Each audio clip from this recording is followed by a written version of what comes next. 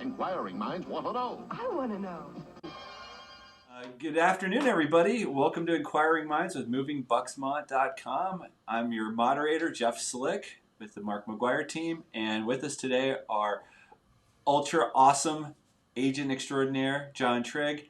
And on the big screen behind us, our team lead, Phil Voorhees. Say hi, Phil.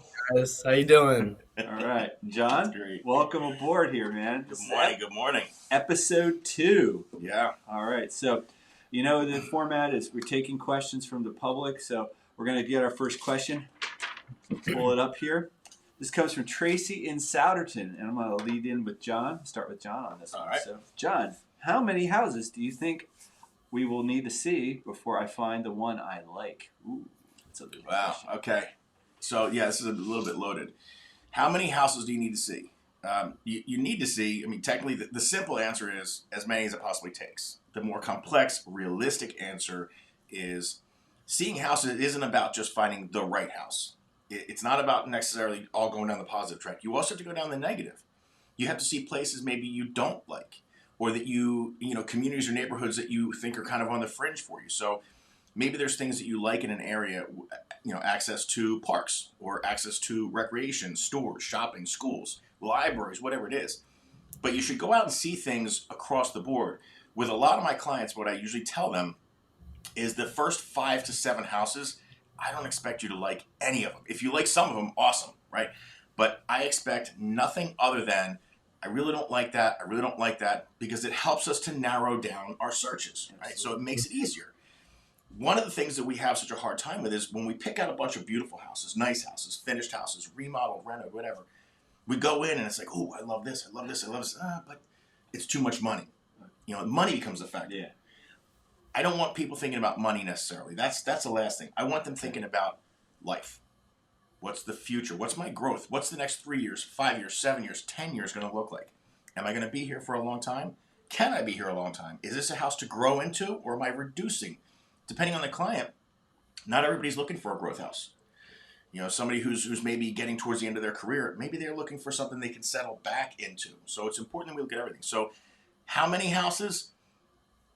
For me, I put it this way. I've had people where I've taken over 100 houses before finding the one that they chose. This is a true story, by the way. Oh, wow. I had this couple I worked with, and we saw everything. But they said to me, the first week we met, we're not buying a townhouse. We want single family only. We want a yard for our grandkids. They're older. Yeah. We are a yard for the grandkids. Single family. Phil, you remember these people too. We met. They were at the party at the Lansdale Day. So, not buying a townhouse. Okay. Single family only. So we saw house after house after house after house. And finally, after a few months, I said to them, let's just go and let's just check out a couple twins townhouses just to see what you think. Literally, it was about 112 houses we went to see. The last one we saw was a townhouse. No kidding. We walked in, and they said, we want this one. This is the house we want. So what you think you want versus what you actually want, they're not always the same thing. The balance is you have to see enough that gives you a good feel, and then you'll know from that gut feeling when you go in.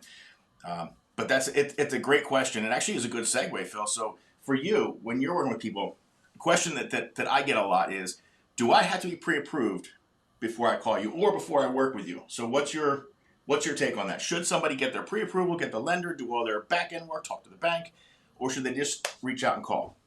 No, that's a great question. It's actually very, very relevant because I actually had something happen last night with something like this. So the answer is no. I actually prefer that you don't go and do all that back-end stuff prior to meeting me, because we have certain lenders that we work with that we know the process. They'll be able to teach you the process and actually hold your hand through it. Also, in the local market, that lender could pull a lot of weight, so that could help you get that accepted. So in this case that I'm talking about, I had clients out west actually sent me a pre-approval from an online bank. Went with that. They came over. They just fell in love with the property. Had them speak to one of my lenders. Go to find out, it's not going to work. And we actually have to get a little bit more creative on their loan to make that work. But if they just went off of the online lender, we would have went under contract, and we would have actually had to terminate that contract probably about halfway through because they couldn't meet those needs. So we're going to get a little bit creative, and that's where having the lender that we use and work with is actually helping us with that. So we all jumped on the phone last night, put a big game plan together of how we're going to make this happen, and we're going to get a signed contract either today or tomorrow on that property. So the answer to that is absolutely not. Come talk to us prior to, and we'll send you in the right directions and connect you with the right people. So Jeff, what do you think about that? And yeah, and to play off of that, like one of the things that we're talking about is like, first of all, I like to work with local lenders. Local lenders show up. First of all, Mhm. you can talk to the big banks, you become a number.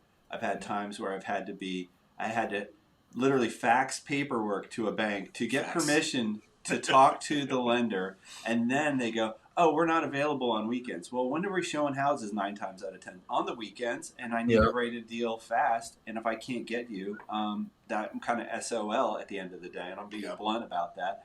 But at the end of the day, we want somebody who's going to be able to take our call, get us a pre-approval if the number may shift a little bit. We may be able to get you a little bit more house, and I may need a little bit like $5,000 more on that pre-approval to show that. Plus, I like to get a loan estimate to go along with my offer, so our numbers are jiving. We're working as a team, so when I do my buyer's estimate of closing costs, I have that sheet. The lender and I are in lockstep 100% of the time. Absolutely. And John, like to circle back to your question a little bit, when we're walking through a house with a buyer, our job is to educate you along the way. Yeah. So you're going to be learning. Like I literally did this with my daughter and my son-in-law. They found out about manifold systems. They found out about how all these things work in different houses. And I've had buyers who say, I want this. Like just like you said, I had a client that wanted a bed and breakfast. They wanted to have they were looking at multifamily properties. Guess what they ended up with? A 3-story townhouse on the Delaware River with an elevator in it. Thank you. Nice. It was awesome. Very nice. But it's nothing like a bed and breakfast. No. So where you think you want to be, and where you ultimately end up, can be completely different stories. And your financing is a big piece of that. If you're a cash buyer, that's awesome. But if you need a lender, we want to work with a lender that we've partnered with, that we work with closely, and understands how to handle you with grace and kindness, just the way we do. Along the way, and educates you through that process so that when we get to settlement, and it's super smooth. We're signing the paperwork. It's easy. If you have a question, they can answer it on the spot.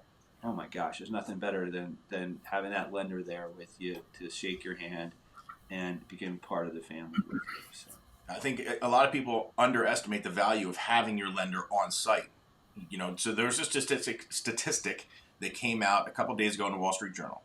So last year, Rocket Mortgage, one of the largest online companies, accounted for just over $1 of every $10 loaned in houses last year. A little over 10%. This is a company that in 2008 did $12 billion in sales, and in 2020 did $351 billion. But they have bankers' hours. They walk out the door at 5 or 6 o'clock at night. I don't leave my house to show houses until 6 o'clock at night. Many nights. Sometimes I'm lucky and somebody has a lunch break. But that's not the norm, right? That's the oddity. Just like Jeff said, nights and weekends are real estate based. That's what we do. So if your loan officer, your lender, isn't available at 7:30, 8 o'clock, 9 o'clock, or in some cases, I know Phil and I have done deals at 1 o'clock in the morning. We're still talking. We're still on the phone with the other agent. All right, we'll come up 5. How about if you come down 2? That negotiation, there needs to be somebody there for it. And the most important thing of what Jeff just said, they're at closing with you. Absolutely.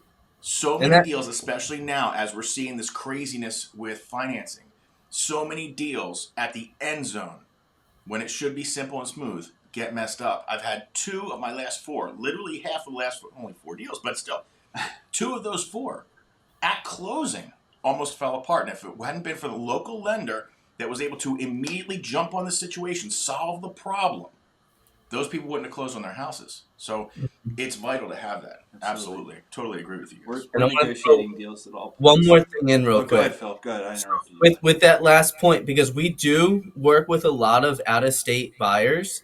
They're not necessarily here for the closings. They're not necessarily here for all of that. So having that extra person that, again, is there for you and that will be able to game plan and create stuff on the fly when it needs to be. Because, again, they're not here. They're doing everything remote. That adds another level of stress. So Yeah. for myself, that communication I'm having at 10 o'clock, 11 o'clock at night, that's 7 to 8 o'clock over there for them. That's not late. So I'm on the phone at 1 o'clock, 2 o'clock in the morning with them because that's normal time. That's 10 o'clock at night for them. Yeah. So having that lender that will also jump on the phone at 1 o'clock in the morning is crucial. And again, that happens because again, we deal with out of state people. So Often. Out-of-state lenders just don't understand what's going on in our market. If they're based in Ohio, Iowa, California, they're looking at the market much differently than we are in Pennsylvania here. So it's having that understanding of the local market, and the lender understands the urgency of that, because if it's in a slower market, they may not think it's urgent, but we're here like, we need this today. This has to be in. We have a deadline of X o'clock that the listing agent wants to present offers. So we have to have that in on time. Everything's on a time-driven basis with this business. Yeah. Always is. And we've done deals. Phil, you and I talked, we were negotiating a deal. I was on a ski lift one day. So it happens. Like, we're working all the time for you. And guess what? The lenders are too. And that's the really big part of it, is our job is to close, get you through safely, smoothly through the transaction, and our lenders are our partners with us. So that's a big deal, and we want to educate you along the way. Any parting words, guys?